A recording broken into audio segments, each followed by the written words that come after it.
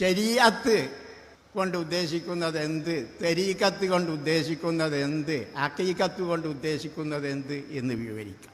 തൗബ, തഖ്വ, ഇസ്തിഖാമത്ത് മുതലായ കാര്യങ്ങളെല്ലാം ചെയ്ത് ലാഹിർ നന്നാക്കുക, പ്രത്യക്ഷ അവസ്ഥ നന്നാക്കുക. ഇതാണ് ശരീഅത്ത് എന്ന് പറയും. ഖൽബ് നന്നാക്കുവാനാണ് തരീഖത്ത്.